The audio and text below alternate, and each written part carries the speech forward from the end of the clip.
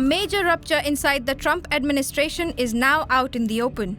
The head of the US National Counterterrorism Center, Joe Kent, has resigned, taking a clear stand against the ongoing US and Israel military campaign targeting Iran.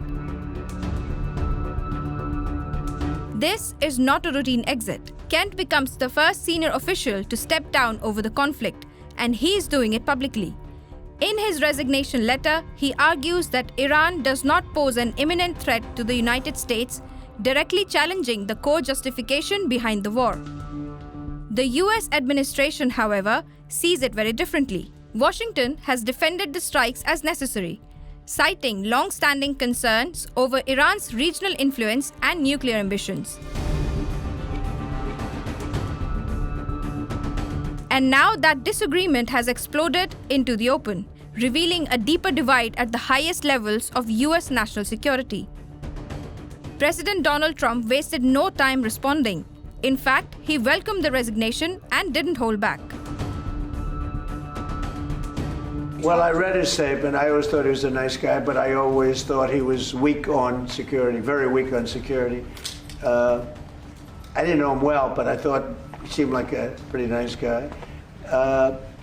But when I read his statement, I realized that it's a good thing that he's out, because he said that Iran was not a threat. Iran was a threat. Every country realized what a threat Iran was. The question is whether or not they wanted to do something about it. And many people, many of the greatest military scholars are saying for years that presidents should have taken out Iran because they wanted a nuclear weapon.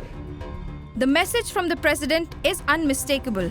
Dissent on this issue is not disagreement, it's unacceptable. For Trump, the Iran threat is real, immediate, and demands decisive action. Adding to the controversy, Trump resurfaced an old social media post by Kent, one where he appeared to support striking Iran years ago. The contrast has sparked fresh questions. But what changed?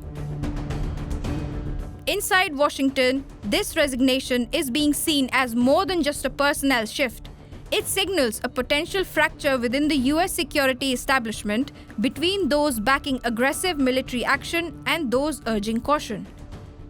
At the heart of this divide is a critical question. Is Iran truly an imminent threat that justifies escalation, or is the US heading toward a wider conflict without consensus, even within its own leadership? For now, the administration is holding its line. Military operations continue, and the president remains firm. But Kent's departure may not be the last, especially if internal disagreements continue to grow.